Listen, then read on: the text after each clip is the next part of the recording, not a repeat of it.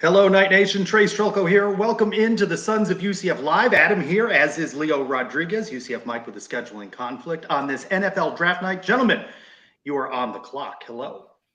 Trace, greetings. The draft is on. We'll update you throughout. So if you're watching us instead of the draft, I'll try to keep everybody updated on what's happening there. But an exciting night in NFL land.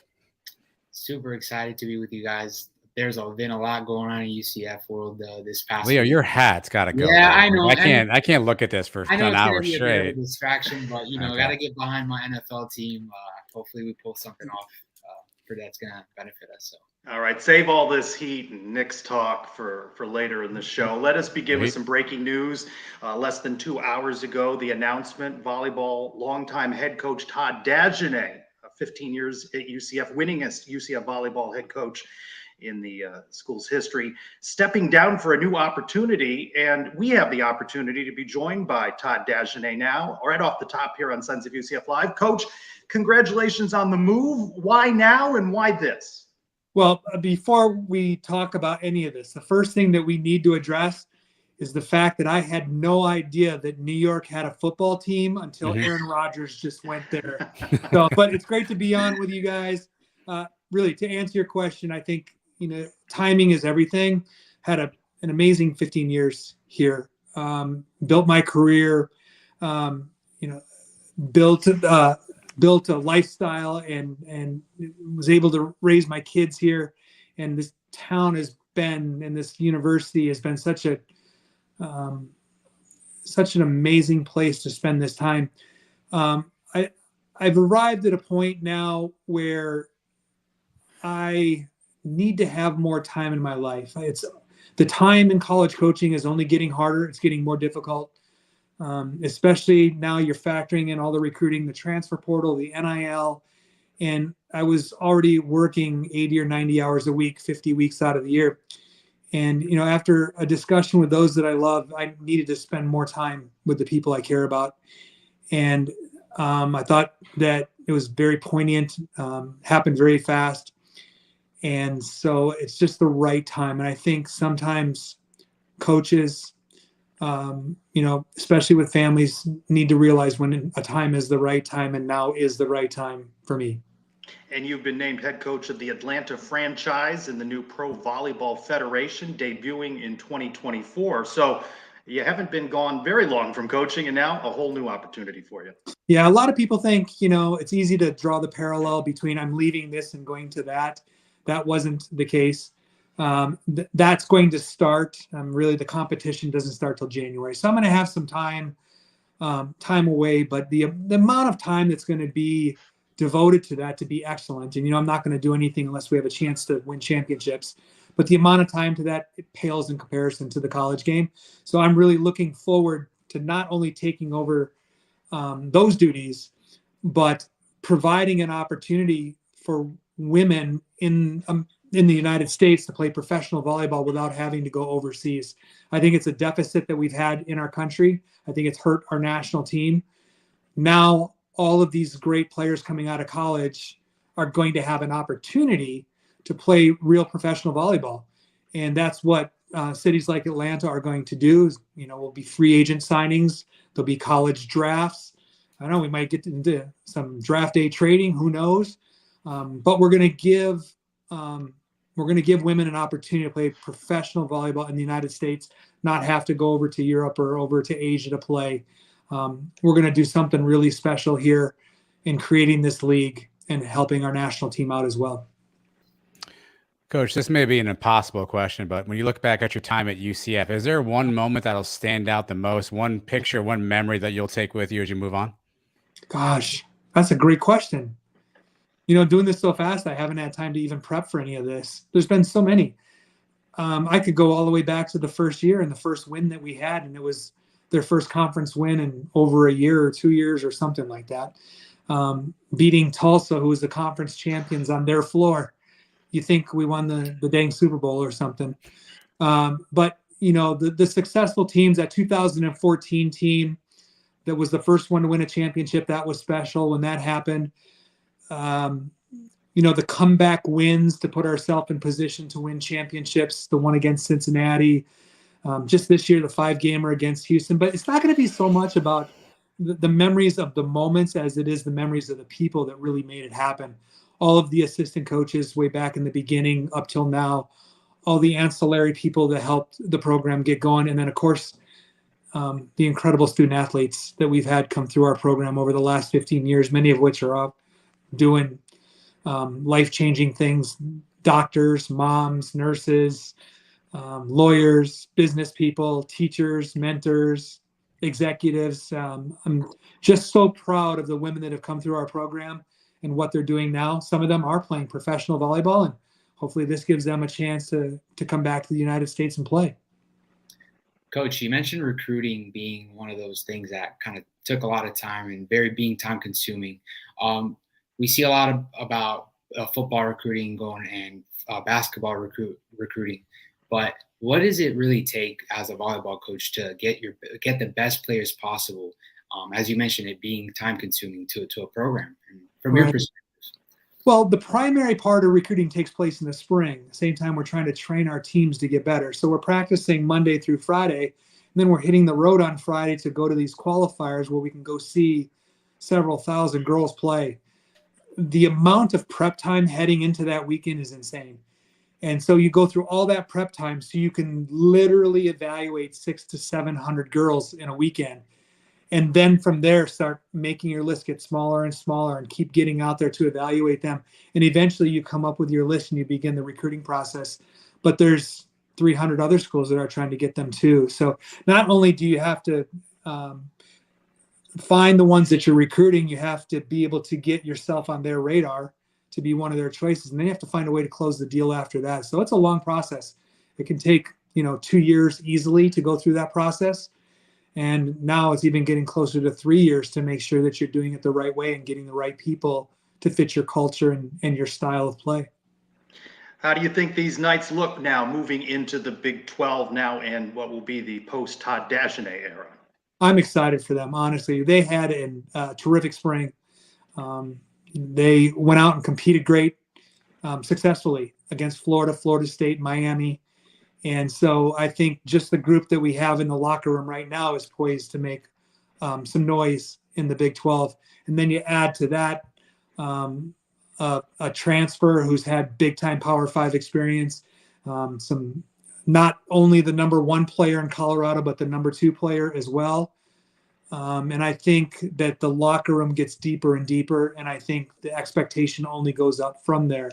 So I'm pleasantly optimistic about the future of this program, and there's not going to be any slippage in that program at all. They're going to continue forward, and they're going to make some noise, and they're going to surprise a lot of people. Coach, congratulations. Perhaps you'll be reunited with some of your former players in your new opportunity in Atlanta. Of course, see some of them in this Pro Volleyball Federation. Coach Todd Dagenais, thanks for being with us on Sons of UCF Live. And again, congratulations. Thank you. My pleasure. Can't wait to get started on this. It's going to be a premier league in the world, and can't wait to be a part of it. Thanks, Coach. Thanks, Coach. Take care. All right. Big move today, Adam and Leo. Jenny Maurer, the associate head coach, named acting coach. Of course, Todd Dagenais trying to pick a memory out from 15 years, 308 wins, 6 AAC championships, 6 NCAA tournament championships. And now it's the post-McKenna Melville era for UCF volleyball, and they will start with a new coach as they move into the Big 12. And Terry Mahajer now, on the heels of needing to find a new rowing coach, will now need to begin the search for a new volleyball coach. Yeah, listen, Coach Todd has been, the UCF volleyball program for 15 years. So it's hard to imagine that next year he won't be in the sidelines. But yeah, I think the hope for any coach is that when you leave a program, you leave it better than you found it. I think you can definitively say that about his tenure at UCF, and hopefully he sets up the program for future success. You just talked about, some of the things that are happening in recruiting. Trace, I know our initial lead top story was some of the enhancements and some of the changes that are coming to the arena and to the venue, which will hopefully help volleyball as well. But certainly, UCF volleyball owes a debt of gratitude to Coach Dagenais. They're not where they are without his stewardship over the last 15 years. Yeah, the lead story, we were going to talk about facilities, and then we had some portal news today, which we will get into. Adam, of course, keeping us up to date on the NFL draft. I see Carolina on the clock there. Wide receiver Quan Lee entering the transfer portal. He had not broken out yet for the Knights, so this one does not come as a big surprise. Well, Trish, you asked me to get sounders for these things, and so all day long I was trying to find the right sounder for. Yeah, because we know what boom is when they bring somebody in, but what happens when somebody leaves? I submit this to you as an option. We hardly knew you. A guy had more NIL deals than just about anybody. Yeah. On the roster. So that's the big one. Of course, the NFL draft going on. We'll get to some more of these moves in and out of the portal later on. But we want to bring in our next guest of the evening. You know him as defensive tackle Anthony Montalvo. Many years with the Knights, a recent guest on the Sons of UCF podcast. Now joins us on Sons Live. Anthony, how are you doing this draft night? I'm doing good. How about you? Doing well. I got to tell you, we didn't have an opportunity to talk with you at the pro day, but everybody was talking about how good you did. Evaluate your performance at that pro day. I mean, I think it was decent. Everybody said that I did pretty well. Obviously, there's always room for improvement. I'm always wanting to be, competing and be the top guy. But, I could have did better in certain areas. But, I mean, overall, I think it was pretty decent.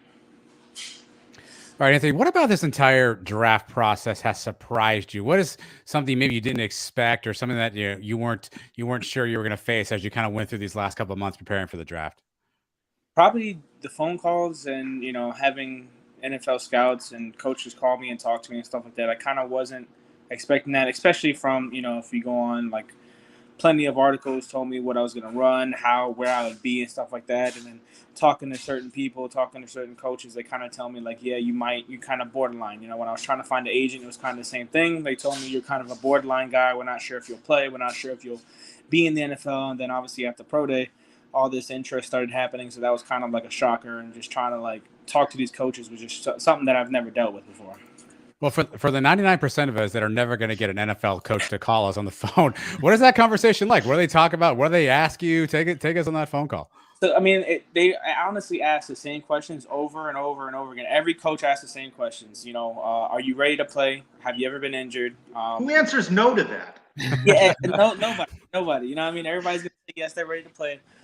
They ask you, where you've been training. Are you conditioned? If you ever ran into, any law enforcement, if you have any criminal backgrounds, obviously. They ask the same questions over and over again. It's kind of rhetorical in a sense because they know all the answers. They want to hear it from you. Anthony, you mentioned about working out with NFL teams. Can you kind of go off a list of what NFL teams you worked out with and how did those workouts turn out for you? So I did the local pro day for the Bucks and the Jags. The Bucks, they made me do D-line, O-line stuff. The Jags just made me do D-line stuff. It was good. I mean, it wasn't anything. I was expecting to kind of be running the ground. You know what I mean? Like, they had stations set up and stuff like that. Usually it's just position work. You can do retesting there if you wanted to. Mostly like the Bucks, they had the 40 and then the shuttle. They didn't do vertical, long jump, or the bench. Jags did the 40 shuttle and long jump, or broad jump, sorry. And it's just position work. So, again, the same things that we do for spring workouts, summer workouts. At a college, you kind of do the same thing in the NFL. You might have one or two different drills that you might face, but as a D lineman, it's kind of simple. Not easy, but, simple. When you were getting that feedback that maybe you're a borderline kind of guy, what goes through your head? All the work you've put in all these years at UCF, before that, of course. When you hear that, what do you think? I mean, it gets upsetting, from as a competitor, you don't want to hear that. You know what I mean? You always see yourself at the top, or, you have an ego in a sense. You know what I mean? You're a lot of players are cocky.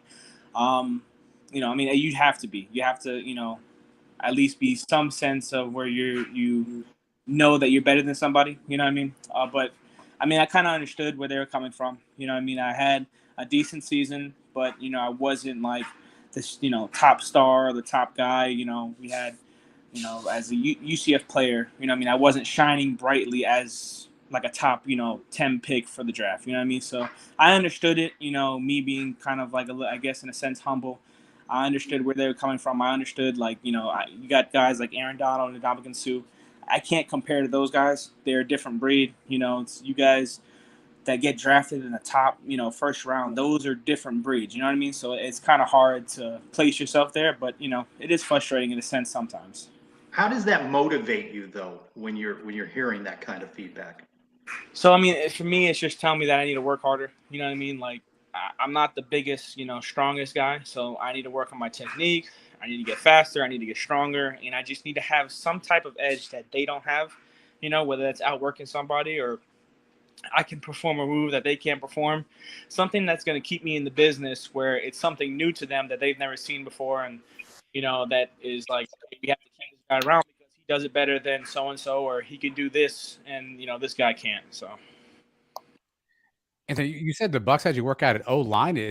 Would you switch positions? Is there an option that you would maybe change positions in the NFL?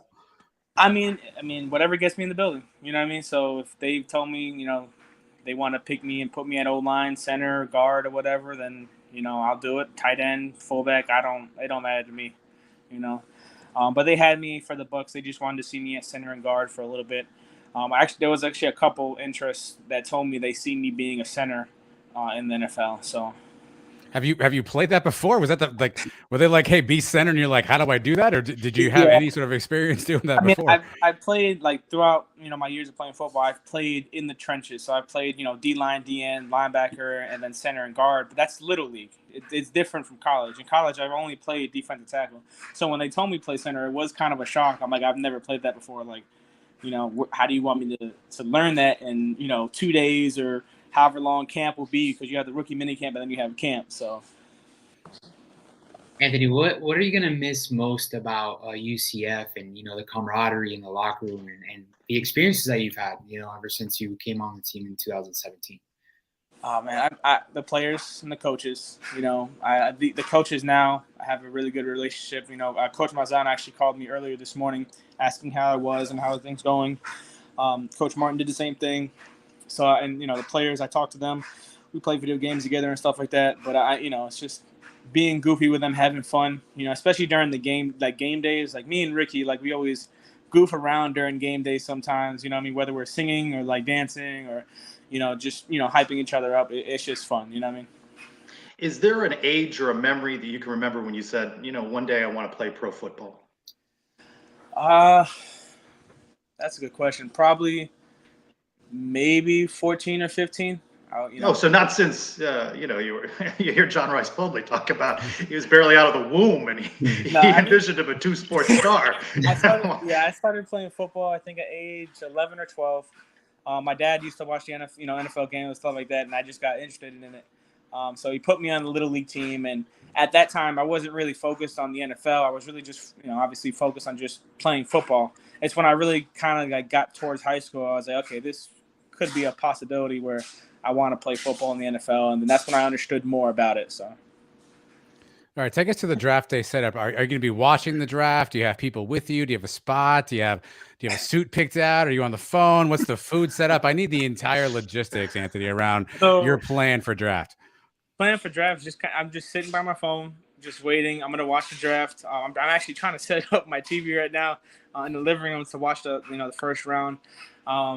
You haven't missed anything yet. Yeah, nothing yet. Nothing yet. That's good. I have, I think it's on, I could put it on my phone if anything, but I'm not really doing much. I don't have any people around me. I know my girl's coming over this weekend, so we're just going to relax. And when the draft's on, I told her, hey, you could do whatever you want, but I'm going to watch the draft. And, after that. Are you locked in for all 3 days? You're not leaving the couch? 3 days. Yeah, so she's coming over tomorrow. She'll be here till Sunday. So she'll be here during like the whole thing. But for I'll try to be locked in for the 3 days. I do get impatient, so I might go work out or go get something to eat during the draft. So but I'm just having my phone on next to me and seeing who calls and making sure that I have connection and that everything's going well. All right, the first pick, Anthony, the commissioner's at the podium right now. Do you have a guess on who the first pick will be? Oh man, who's the first pick? What team? Carolina Panthers. Carolina. Oh shoot. They might go quarterback. So. They need everything. I was going to pick quarterback, but I don't know what quarterback they would pick. Bryce Young, first overall pick. Wow. Bryce Young. Wow. That's congratulations to him. That's to be picked first overall. That's amazing. I know his signing bonus is going to be out the roof. Yeah, it's going to be pretty good. It's not bad. Anthony, as far as goals moving forward, obviously you got some short-term and long-term goals, but ultimately, where do you see yourself, in the next coming 2 or 3 years? Hopefully on a team. That's the biggest thing. Just getting on a team, staying on the team is the biggest thing.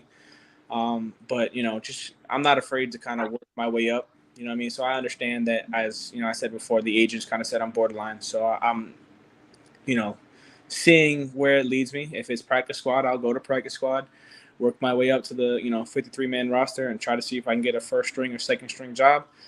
After that, just I guess saving money. You know what I mean? That's the biggest thing, is just trying to make sure I'm stable. Are you open to these other leagues? The USFL, the XFL, the CFL. There's all kinds of FLs out there. Yeah, I'm definitely open to the other leagues. I know I talked to the Elks, Edmonton Elks, the CFL, after Pro Day. He kind of told me the same thing. Like, if NFL doesn't work out, they needed to tackle. So I wouldn't mind going to Canada. USFL, XFL, they get paid a decent amount of money too. It's not always about the money, you know what I mean? But obviously, with the economy now, you need to have some type of stability, going around. But I mean, I just want to play football. So I told everybody, XFL, USFL, CFL, NFL, or even arena football, I'll try. You know what I mean? If I have to work my way up, I'll work my way up again. Did you miss UCF spring camp that just concluded? Did you feel it like you wish you'd been a part of the grind? So I'm gonna be honest, I didn't miss it because spring camp is it's grueling sometimes. You're going against the same people, every day. So it gets kind of boring in a sense, but it's still fun when you're practicing with people. It's just not waking up so early is the one thing that I did not miss. I did work out in the mornings, but I didn't have to be up by 6:30 in the morning. I was up by 8:30, so I got a couple hours of sleep. So that's the best thing. Anthony, obviously a lot of your teammates from last season are also in the same position you are, waiting for the draft. Are you all in a group chat or anything? Is there a lot of chatter between you all? Are you talking through this weekend as the draft goes on? So we are in a group chat. Not much chatter. We're all just kind of just sitting and waiting, telling everybody good luck. I talked to Sam, I think it was yesterday, about his interest and what he has going on. And then we play some video games, stuff like that. So, when we have our downtime, we kind of just play video games and chat on there. Any friendly wagers on first one off the board has to buy something? Any friendly gentlemen's bets between you all? Not yet. We kind of just, like I said, we're just all waiting. We didn't sit down and talk about who's going to be the first one. I mean, that's kind of a hard decision. You know what I mean? It depends on the team. I could see, Sam, Ward, Bowser, those guys kind of going first. Trying to think who else. We had Gamble, Divide, and Kobe. So yep. I think the top three would be probably Sam, Ward, and Bowser. Those are the top three that I would probably pick. That would be the first ones off the board. Well, speaking of Ward, Trace and I were out at the Varsity Nights golf tournament a couple weekends ago. We didn't see you out there, Anthony. Where are you in the clubs? We didn't see you out there on the links. I'm not gonna lie, I was so confused because Ward had texted me where are you at? And I'm like, I'm at home. I didn't know it was going on. And then I had remembered that I had put it in my email and I had flagged it because they had sent us a link and stuff like that. And I went back in my email. I'm like, I didn't even RSVP. I didn't set anything up. And I'm like, that's fine. I went to the spring game anyways, but I was like, I didn't know what was going on. Even my coach, apparently they had they had the golf event and then they had the alumni event right afterwards. Yeah. So my coach was there too, and he was texting me where I'm at, and I was baffled. I didn't know what was going on. I forgot about it completely. How's your golf game though? Oh, it's horrible. It's horrible. I'm trying to draw a comparison, a link between these two things. It kind of fell off your calendar, and maybe you're not the best golfer. No, I'm not the best golfer. I went with Ward, Sam, and Coach Meredith one day, and I could not drive the ball anywhere. It was going left, right. I missed it, and yeah. So you sound like most people. Yeah, in a sense, yeah. Anthony, did you grow up watching NFL? Did you have an idol, somebody you looked up to? And if you did, would you like to play next to them? Oh man, I can't play next to them. So the people that I grew up watching, Troy Polamalu, and then Ray Lewis. Okay. Those guys, for some reason, they caught my eye. And my dad was a big Ray Lewis fan. He was also a big Troy Polamalu. We used to always watch his highlights, stuff like that. D-line-wise, now obviously Aaron Donald's popping up. So I would love to, Joey Bosa, Ndamukong Suh, those guys are always great. The Ramsey tackle, Sebastian, he's on there. He actually came and talked to us one day. I would love to play around, with those guys in the trenches. Like, they just seem like fun, to have somebody like, of that skill level next to me. Right. And when you watch their film, like, I've always wondered this as a lineman. Do you actually pick up their techniques when you watch film, like things and then you try to emulate them and do them in real life? Yeah, I mean, especially like pass rush. Pass rush, you can do that in a sense. Run stopping, like, run blocks, maybe not. It's based on your body. But pass rush, like if you have a similar body to Aaron Donald or Joey Bosa, I know a lot of guys that they watch them and they kind of try to emulate what they're doing just because they move the same way as they do. So, I mean, pass rush is a little more, I guess, copycatted in a sense. Run blocking, you got to be the bigger person. You just got to have technique, or if you're getting double teamed, you got to survive in a sense sometimes. So it just depends. We'll let you go on this one. Handicap as best you can this D-line for UCF heading into its first year in the Big 12. Who are the guys that we're going to want to pay attention to in the fall? Oh, I would say Ricky Barber and Lee Hunter. Matthew Alexander, too. John Walker, I think he's going to be a good freshman to watch as well. But I think Lee Hunter might be, Ricky Barber, obviously, all the eyes are going to be on him. You know what I mean? He's I think a fifth-year senior now, I want to say, or fourth year. I don't remember what year he is. But everybody's going to look at him. But I think, Lee Hunter is going to be that guy to actually watch. I watched him during the spring game, and he seemed like he developed a lot. He seemed like he has more tools in the box. He has a little more chip on his shoulder. So I think he might be that guy. Anthony Montalvo, one of the good ones here for UCF these past few years. We wish you all good things and hope that phone rings for you soon.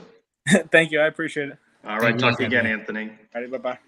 All right. Interesting to hear how maybe a borderline guy, really good pro day, and his stock has risen. It's interesting, the agents start calling him when they see that stock rise. And so maybe we're going to hear Anthony's name maybe on day 3, huh? Man, I really hope so. I mean, he's the kind of kid you root for, Trace. Obviously, we had him on the show a while back from a walk-on, earning his opportunity for a scholarship. One of those guys, he mentions that he was never the headline guy for UCF, but always was there making plays, doing the right things. And he's the kind of guy you root for at UCF. You hope that he gets an opportunity, even if he doesn't get, drafted.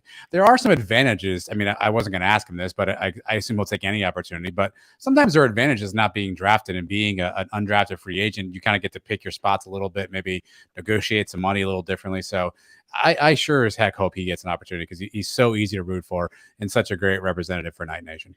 And with there being more leagues now, XFL's getting into its playoffs, USFL just starting, there are other opportunities for guys. And you heard him say it. He wants to keep playing the game. And so if not the NFL, and that possibility remains, of course, maybe one of these other leagues. One of the names that he mentioned that he thought might be one of the ones taken off the board is long snapper Alex Ward, who you and Mike spoke with recently on the podcast as well. I'd save the sound from Pro Day. And, this is a position, special teams position, doesn't always get drafted. And he was asked about that on, special teams players and their prospects in a draft. So to get drafted as a long snapper or as a specialist in general, they expect you to walk in with a job. So, and a lot of times, especially when you don't block in college, that's hard for a team to draft a long snapper and be confident he can come in, block an NFL DN, So the past 6 years, there's been about one a year. In 2020 they took 2, and in 2021 or 2022 they didn't take any. So it's just it's really just wherever the cards fall. So we're going to see about him as well. There's a new feature story out by Max Gamara on Alex Ward. Alex Ward's journey to the NFL. We are joined now by the junior majoring in journalism, a reporter for NSM Today Sports. Max, welcome into Sons of UCF Live. Thank you for having me. I really appreciate you guys having me on. And what we love, of course, on Sons Live is the car interview, right? You're in your My car. favorite. Yeah. That's a favorite of ours. Yeah. And Max said, I won't be driving. I'll be stopped. We've had guys driving, moving in cars with us. Doesn't work. Yeah, it doesn't work.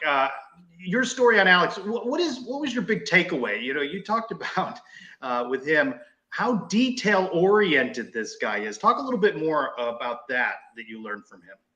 Yeah, with Alex, when I spoke with him, the first thing that came away is he's a super smart guy. He was named to the Order of the Pegasus. He's a mechanical engineer degree, or he was a mechanical engineering major. And he really just everything he does, he wants to be the best at it, and he wants to be perfect at it. And one thing that I noticed is, like, anyone can call themselves a perfectionist, but when I spoke to the people around him, like his dad, some of his teammates, even Patrick Manley, who he met in Chicago, they all echoed the same sentiment, that he strives to be the best in everything that he does, and he wants to be perfect in everything he does. Well, Max, obviously the NFL draft is going on right now. I know there's a lot of predictions, a lot of pundits. No one ever really knows anything. What chances do you give Alex of actually getting selected in the NFL draft this year? Well, based on the people that I talked to, if there is a long snapper selected, I would say it's going to be him. I would put like 95% chance that it would be him. There are a couple teams that I think the Patriots don't have an active long snapper currently. There's a couple teams that have a need at the position. Whether he gets drafted or signs a UDFA contract, I think no matter what, he's going to be in the NFL. It just, it depends on how he gets there. Max, when I look at long snappers, I don't really look at their art, I guess you could say. What makes Alex Ward kind of like separate himself from the rest in terms of his skills and stuff? Because we know he's a perfectionist, but when he's on the football field, what is it that he's doing better than all these other long snappers in college football? Well, yeah, when I talked to Patrick Manley, who's a 16-year veteran long snapper, he talked about how, one, Ward is perfectly built to be a long snapper. He's 6'4", 240 pounds. Like, he's got the perfect size. He's got long arms. And then when it comes to actually snapping, he's accurate on almost every single snap for the past 2 years. He's been dead on accurate. He snaps fast. He gets the laces right on field goals. And then the other aspect of the game is protection and coverage. And he does both of those really well. And that's what separates a college long snapper from an NFL long snapper, is being able to do all three of those: snap the ball, play coverage, and protect when you're asked to. Was this feature story, again, called Alex Ward's Journey to the NFL, was it your idea to do it, or was it assigned to you as part of your work with NSM Today Sports? So I think it was last fall.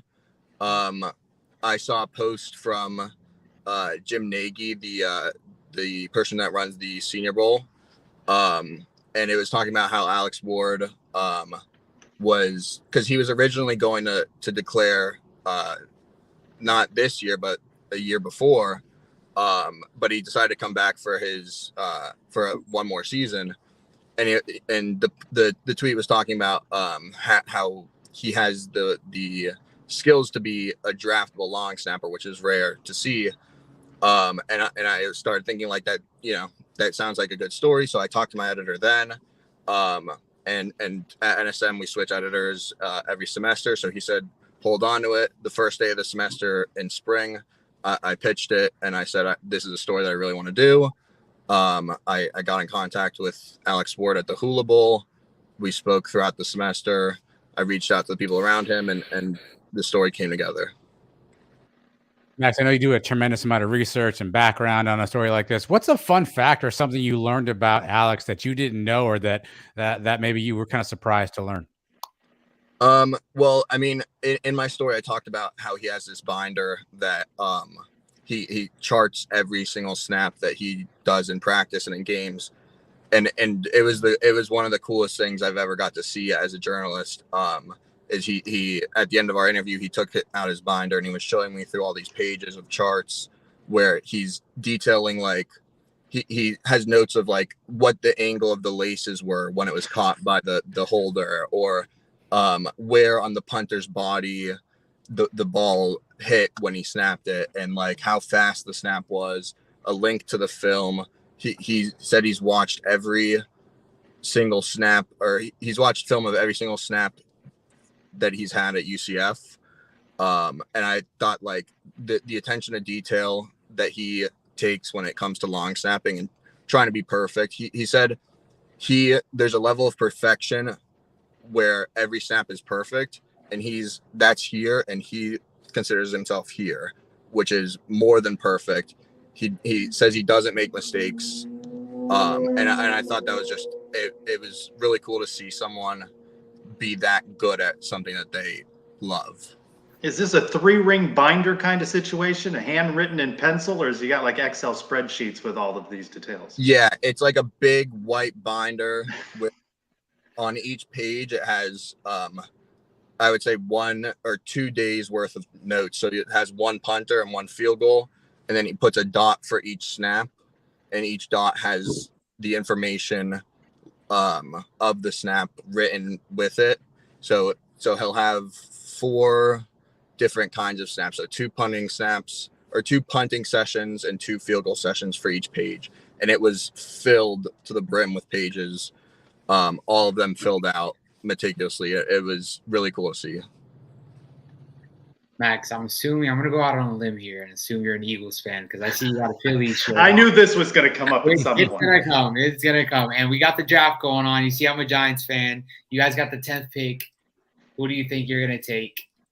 I don't think they stay at 10. I think they'll either trade up for Jalen Carter, who's a guy they've really had their eye on, and I think would anchor their defense and really help them get back to a Super Bowl. So either trade up for Jalen Carter, or if they don't think that he's available or the price is too high, I think they would trade back and maybe try and pick up Bijan Robinson or Nolan Smith. That sounds like a solid prediction. You guys, had a heavy defensive line and veteran presence with Linval Joseph, Fletcher Cox. Yeah. So I think it's time to rejuvenate that defensive line for you guys. So Max Jr., majoring in journalism, what do you want to do when you have graduated from UCF? What's the dream? I really enjoy talking to people in sports, and not just football, but like basketball, baseball, soccer, really any sport. I enjoyed like getting to tell, like I did with Alex Ward's story, getting to tell their stories and on a more personal level than just what goes on the field. And so getting to do that and get paid to do that seems like a dream to me. And I was telling my friends like that don't really watch sports as much, like they're like, oh, I didn't think I was going to read it because it was, a football story. And I said, the main point of the story is not football. It's about Alex Ward and his story, and being able to write stories like that in the future seems like a good idea to me. See, that's well said. And I think, Adam, Leo, when we work on our binder review of Max's appearance on Sons of UCF Live, we'll put that in the notes. That's a positive comment. Max, you work hard. You're always hustling. Looking forward to your next stories for NSM Today Sports. And we appreciate you being with us on Sons of UCF Live. And we'll be watching to see where Alex Ward goes in this draft. Yeah, thank you for having me. I really enjoyed my time here. All right. Thanks, Max. Thank you, Max. All right, Adam, Leo, how would we fare if we started doing diligent notes like you described? This, by the way, Adam, this doesn't surprise you in the least bit about Alex. You had him on for 45 minutes or so on the Suns pod a couple of weeks ago. This is the most detail-oriented football player if anybody I've ever wants to spoken go, to. Yeah, if you want to go back to the interview, we did that via video. It's on YouTube. He had a whole calendar behind him, and literally every day had something on there that he was kind of planning out. He knew where you need to be, what he was going to do. So he certainly is a meticulous guy. And if you saw the Our Time feature, so take you back to the 2021 season, ESPN Plus, the Our Time, they actually had a whole episode that featured him, and there was some B-roll of him in the film room, charting out his snaps. So it does not surprise me at all. Again, another guy I hope gets an opportunity to have his name called here on this draft. He's probably the most likely You guys disagree? Is that a hot take? Is he the most likely name to be called that maybe wearing UCF? Yeah, I feel like he is. I feel like he's the most likely. He was mentioning him. There's only going to go probably once long snapper is going to go in this draft. So if it's going to be, it's going to be him. So yeah, if it's going to be, it is going to be him. But as we've said, if you're going to be late in that 7th round, you might as well be a free agent. And then I think all these guys, pretty much, you're going to see them ink contracts. Another quarterback, boy, has he gone high. What am I missing about Anthony Richardson's college career that makes him such a hot NFL commodity? You're missing that right there, Tracy. You don't evaluate his college career anymore. You evaluate his potential, his measurables, his number, his athleticism, his arm strength. Now, all that probably won't work, but that's what they measure in the NFL. They don't look at that Florida tape. Yeah, well, that's probably why. Which is probably a good thing. Probably a good thing for him. They asked him for tape. He's like, "Do I really got to show you?" I pulled a Deion Sanders. He wouldn't let me have the tape, so I can't really get that to you. Before we go around the king, we talked a little bit about Quan Lee. So, surprise or no surprise, and does it mean anything in the big scheme of things?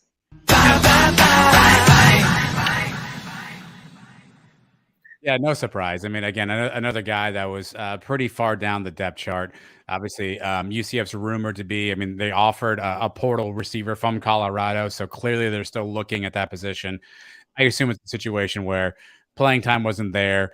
UCF probably wanted to get some scholarships freed up. Probably was an opportunity for both parties to move on and see Quan get some playing time. I'm gonna miss him. He was a fun addition to UCF. I appreciate the way he hustled around NAL, did some pretty fun, cool stuff. He wasn't just, going to a collective. He was doing some deals. He was doing some, some stuff with different brands and businesses, had his own business too. So I'll miss Quan Lee from that perspective, but I think it's a situation probably best for both parties. He gets a chance to try to get to some place where he can get on the playing field. He gets the discount, right? He's affiliated with the moving company. So wherever he ends up moving, he gets that discount. Yeah. Another one in the portal today. This one struck me as a little bit odd. Former cornerback Justin Hodges announces that he is entering the transfer portal. Of course, he's been in the news for some other things, no longer on the Knights roster anyway. Coming up May 30th, Orange County Court, there's a hearing related to his part in a robbery with a deadly weapon and burglary with assault charges at a condo complex in downtown Orlando. So I hope whoever's looking at him not only does not look at his tape, surveillance or otherwise, I guess. So I'm sure Urban Meyer would take him on his if Urban Meyer was still coaching. Yeah. But the big news of the week, the boom linebacker Ryan Davis coming in from Georgia. I think it was our friend JP Gilbert said, we got a sound. Boom. You stepped on it, Trace. Hold on. Boom. Got it. JP saying if they're coming from Georgia, Alabama, LSU, they're fine with him. I mean, right? You like when these guys are coming in from these SEC programs. Yeah, I mean, look, obviously he's been a part of a program in Georgia that has had a lot of success. He's had some injuries his first 3 seasons, but a good prospect coming out of high school locally in the Central Florida area. So position of need for us, Trace. Obviously some experience, good size. I mean, this is a really good addition to UCF. Whether he'll turn out to be one of the greats, who knows? But he fits a really good opportunity for UCF right now in the linebacker room. So really excited about the addition, as I'm sure Gus is. Now, back this morning, our lead was going to be about the $12 million investment in facilities. And Leo with the funny direct message to me saying, I don't see that lazy river on there anywhere. They announced some changes to the arena, to the venue, new court, new seats, new paint, new lighting. Todd Dagenet not going to see any of those changes in the venue that he has long waited for. But you're right, Leo. Still no lazy river. Yeah, I mean, and I followed up with saying, I understand, you got to start somewhere.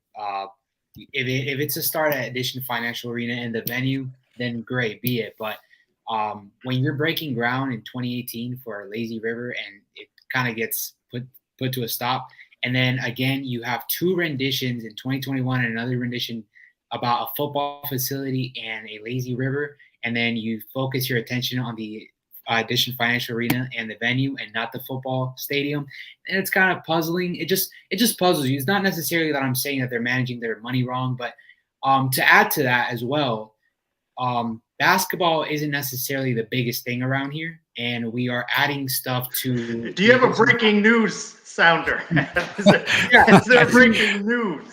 All I've got is I just have to put that out there because if we're adding these new things to the Leo's arena, new around here. Hold on, I can do this one. but I would love to see. I really would love to see the bounce house get some additions and something big to get excited about. Hey, they got new Wi-Fi. What do you want? Yeah, hey, that's good. So That works those for me. facilities changes said to be underway soon. UCF shopping for paint as we speak. Continuing around the kingdom, baseball wins 2 out of 3 over in Tampa. Knights 5 and 7 in the AAC, 23 and 17. Kyle Kramer, who was just lights out as a relief pitcher, National College Baseball Writers Association stopper of the year midseason watch list. 1 of 56. Mike, I miss you on a night like tonight when we got it narrowed down to 56 names on that watch list. Knights playing a little bit better since Batgate broke news a little while ago. They're on a bit of a roll now. Leo, prospects now for the weekend series. They're all important, right? They're halfway through this slate. They've got Houston for 3. What are you looking for this weekend? I'm looking for an offensive spark again. I thought the offense did pretty well against USF. They need that again this weekend if they have a chance. Pitching, I feel like, has been a little bit more consistent than past weekends. We saw them, take a Saturday off last weekend, but it's going to happen. It's bound to happen. At least one game we can afford. Looking for a sweep though, for sure. If we are able to sweep Houston at home, it really puts us in the mix again for being right there with ECU on top of the conference. So look out for Andrew Sunding to have another big weekend, as well as Drew Farrell. I think those two guys are really coming around this year, and yeah, I think pitching will come through at home. I think we're a good pitching team at home. Particularly, except Saturdays. But except Adam, can they win on Saturday if they're wearing the blues? Probably not. We must win games, though, Trace. Mike said this on the podcast. I think we're 3 games out of first, but 1 game out of last. So right. I'm not going to deal with that kind of negativity. We are right there in the middle part. We need to start winning ball games, winning series, get to the championship round, hopefully, of the AAC and see what happens, right? But I like the momentum going forward. To your point, Trace, maybe there's something to be said about putting some old baggage behind them and a fresh start and maybe a clean slate moving forward. So you hope they can continue these winning ways. 2 out of 3 is great. Leo, I need the brooms, buddy. I need the brooms this weekend. I need the brooms out for Houston. I feel like if there's going to be a turning point in this season and a point where where UCF saves the season, it's got to be this weekend against Houston and getting a sweep. And I think that will really bring hope to the team and going and making that push into the tournament. And who knows, we might break through to the end, because right now we're not looking good for postseason.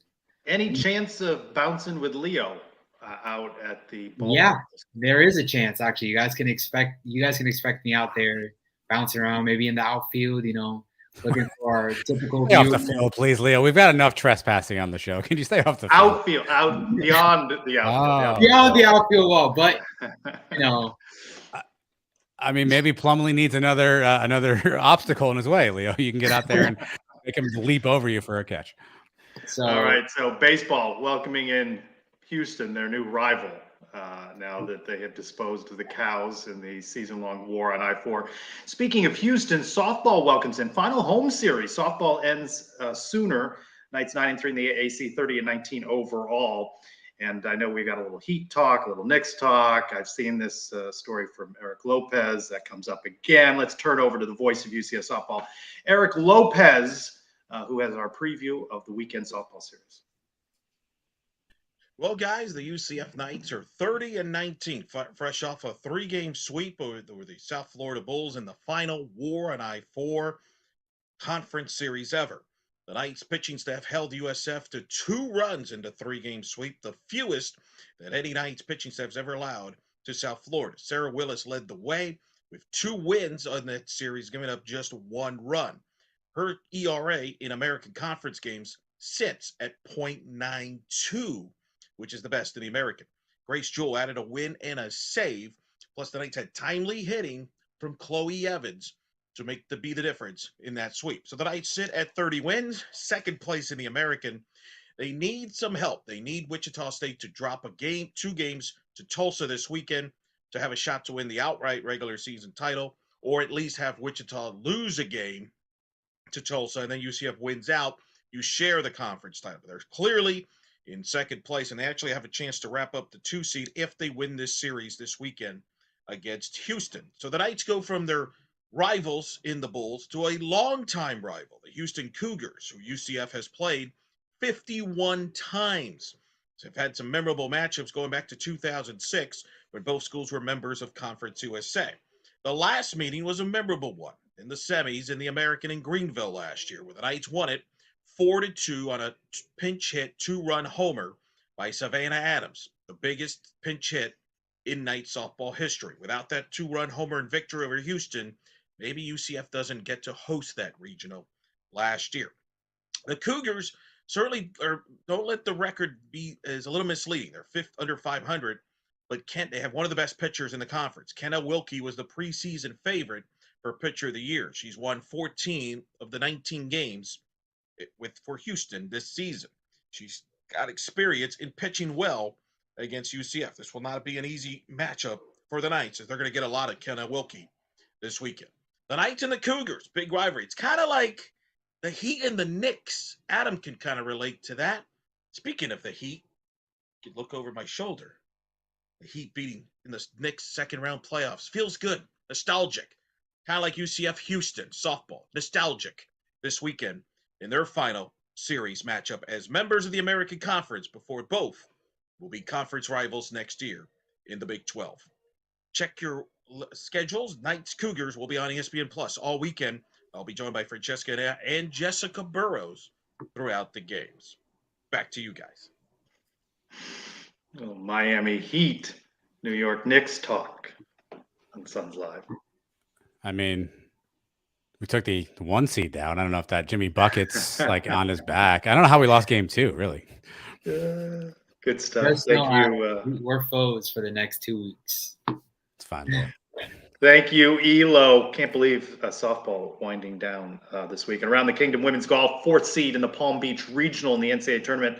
It's May 8th through 10 at PJ National Resort in Palm Beach Gardens. Do we have a sound effect for this? Swoosh. Anything? Oh, that's a boom too? Is it not? Don't we do booms around here? Okay. Men's basketball finally gets a transfer portal player. Omar Payne, 6'10", 240-pound forward. Like Leo, he changes schools every year. He has previously been at Florida, Illinois, and Jacksonville. Leo, have you been to 2 out of those 3? No, not 2, but I'll tell you what. Not yet. I am familiar with Omar Payne. I am very familiar with his game. As a previous Gator, while he was there, I think he's a good pickup for the Knights.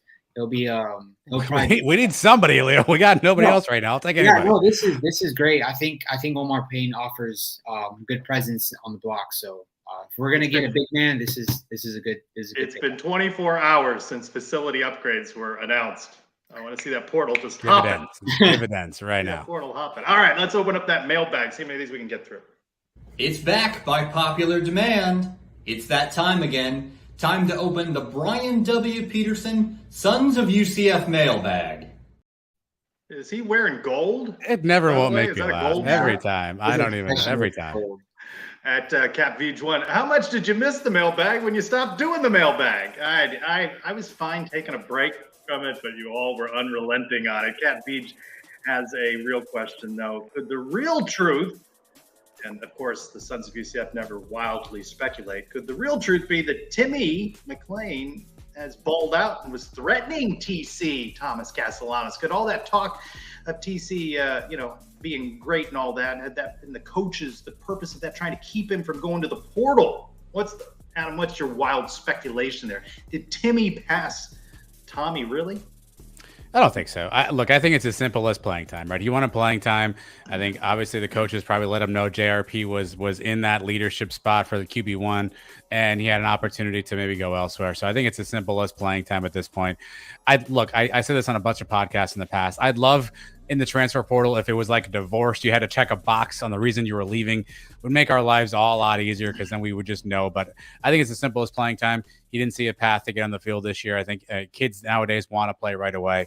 I think that's as simple as that. Leo, this one from Dolly Drama with the departure of Thomas Castellano. Does your preseason win-loss prediction change at all given JRP's injury-prone style of play? Backup still developing. Takes a little shot here at Timmy saying couldn't win the starting job at one of the nation's worst G5 programs. Does that change any? And I know you're not one to say 12-0 like Mike, so I don't know where you think what you're looking for in this season. But does it change this at all? No, I don't. I don't think it changes anything.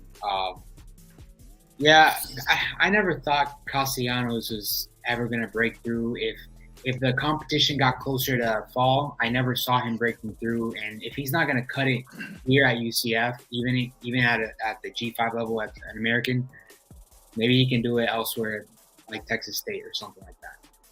Our buddy, Mr. Hoffman at Hoffman for America. You guys talked about this question a little bit on the pod earlier this week. Pretend for a minute college football is the NFL. You can trade players. Would you trade Tommy for Ryan Davis, the Georgia linebacker that just arrived via the portal? Yeah, I thought this was a fascinating question. It's a great question. When you think about it like that, right? Because in theory, you're trading a guy who's probably your quarterback too for a starting linebacker. And so in the NFL context, this may make some sense. I think the only thing I said on the show that I would need to know how much time they have left, right? If you have a 4-year guy versus a 1-year rental, I would have to factor that in. But we know that Ryan Davis has at least 2 years left if he wants both of them. Tommy obviously has 3 years left at this point. I think I would make that trade. I would make QB2 for LB1. I think I would make that trade based on these factors right now. Easily make that trade. When you look at it from that perspective, I would take it 100 times out of 100. So for sure. Adam, you guys had a good discussion about great athletes in UCF history, and you talked about JRP and how he's excelled in baseball this season and football. We don't know what he's going to do during the football season, but could you see him as a potential UCF Athletics Hall of Famer? I don't know if he's been here long enough, Trace. I think that might be the only sticking point, right? Basically 2 seasons of football in 1 season. I guess, does he have a second season of baseball? Can he play baseball in the spring, I assume? I think so. I think so as well, right? So 2 seasons on both sports, maybe, but he'd have to have a really bang up season. But what we said on the show was we've had some guys at UCF do this before, right? D. Brown is a famous example. Got picked in the MLB draft, played some time in the Washington Nationals farm system, but he was like the 3rd string fullback for UCF. JRP's playing the glamour positions, right? Starting quarterback, starting center fielder. He's productive in both. I mean, he's now a leadoff hitter for the baseball team. These are glamour positions that he's playing above average in. Now, again, we can all debate his quarterback play at times, but you got to tip your cap to the guy for what he's done as an athlete. We've seen guys play both sports before. Jameis Winston did it at FSU. Kyler Murray did it at Oklahoma, but JRP is doing it in top positions at a high level. Whether you like his quarterback play or not, you got to respect his athleticism.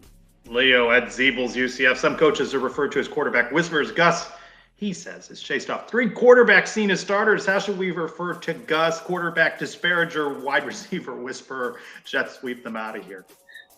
Yeah, for Gus, I think that he's a QB whisperer for the QB that he wants to be a whisperer for. Ooh. So once he has his guy, and takes his back. I guess so, but you know what? I do see that when Gus went out and got JRP, he was on a mission to establish JRP as a QB1 and get him to become a great quarterback. And it's obviously going to take some time because it was his first year playing QB at some time last year, and we'll see what jump he makes this year.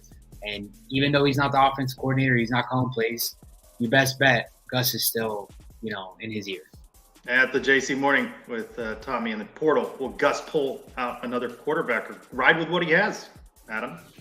Yeah, I think he's going to want one more QB in the portal if he can, right? Obviously, Timmy McClain has got some experience playing at the Division I level for 1 year, albeit on a horrible team. So hard to tell what to take from that. Behind him, you have Dylan Risk, a true freshman who will come in, and obviously 2 guys who are walk-ons. So I think he'd want at least one more arm in that room just for the ability to push some guys and emergency situations. But the portal isn't really ripe with great options right now. Maybe we have 3 days left in the portal, so maybe somebody hops in right now, but I would think Gus would want one more arm in that room. Yeah, on that point, Leo, at Love Not War 311, wondering about Gunnar Smith from over there with the Cows. Is that a name that interests you? I mean, he'd be good depth. I don't necessarily think that he would give JRP competition or run for his money, but I think he'd suit a good QB2 position, and you never know what happens with injuries. So I think he'd be a solid pickup. Brian W. Peterson, would you rather recruit a 4 or 5-star high school quarterback who takes time to develop, but you get for 2 to 4 years? Or would you rather snag a 4 to 5 portal quarterback who you only get 1 season? I got to tell you, Mike has worn me down on this. He's made several points lately that I buy into. Rooting for the guys that are on the team and not worried about the ones that aren't. And it's a long time between now and when football starts. Who's going to be on the roster then? And, this idea of burning Tommy's red shirt, a week ago or so, he's saying, he's the future. I think you ride with who you can in that moment. You take the hot hand. I don't think you can be worrying about 3, 4, 5 years. Yeah, college football is now a year-to-year business, right? No longer are you going to get that guy who comes in and stays 3, 4 years and you kind of grow up with him in the program, particularly at a quarterback position. So take the hot hand this year, Trace. It's a year-to-year thing. Take what you have, now and run with it and worry about next year at this point. Yeah, at P_Gilly. Any updates on Amari Johnson? His name didn't pop up at all in any of the media availabilities that I can remember. There's still opportunity for him, somebody to emerge, but it's not a name that I heard. At Rejoice Nights, wondering who the next boom's going to be. I don't know. I do think there's going to be some more over the next couple of days with that portal open. At UCF 300 season tickets shy of a sellout in the first season in the Big 12. Meantime, Colorado 1-11. They sold out. Yeah, well, they've also got rid of their entire roster. Talk about year to year. What is it? 50 plus guys. Hugh wondered what's wrong with the fan base. This is why the talk, by the way, of there being a 65,000 seat stadium. Just sell out the 45,000 seat one that they have. At Lonely B UCF. Should I even put this one? Should Lovelady be fired for refusing to use the good bets on Citron on Saturday? Well, we're just not.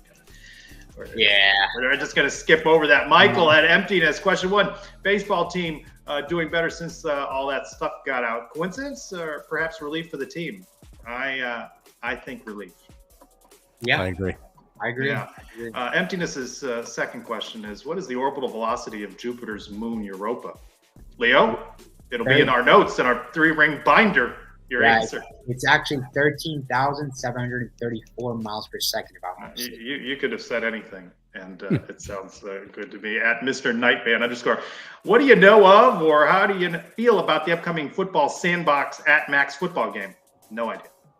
So he sent me a link to this actually on Twitter. So I want to check that out. So I love a good video game. I love the opportunity to play something like that. A bunch of UCF folks, it sounds like, are involved in this, from production to music to editing. So it sounds like a pretty cool opportunity. So I will certainly check it out.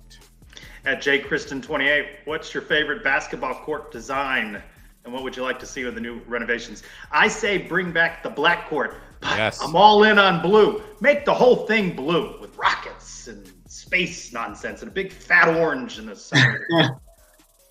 Why is the orange got to be fat, Trace? Yeah, he didn't have to go there. I thought the blacktop was cool. I think they need to maybe redo it a little bit. It looked a little odd at times, but I think the blacktop concept is cool. I don't want the blue court. That's Memphis at this point with the phallic shaped like key areas. Blue uniforms on Saturday for baseball. And why are you yelling at me? I wouldn't mind the blue court, but Memphis has already done that. So give me the blacktop back. Just nothing with the roller coaster. That roller coaster, that thing can go right the heck out to the backyard. So, Leo, what about you? Are you guys not in on the roller coasters at all? I don't mind them as a genre, but I don't want them on a basketball court. Yeah. Okay. I get it. Yeah, I mean, I feel like the black. I think it's like black grayish, or it looks good. I think that needs to come back. Anthracite. Yeah, it gives the just don't make it gold, so Brian W. will calm down. Yeah, Brian, do you want a whole gold court, shiny gold court? Yeah, well, don't give him any ideas. He probably would. Yeah. At blackgold_ed, I like this one. We'll end with this one. What do you think will be the #1 compliment Big 12 fans give the bounce house, and what will they rip on?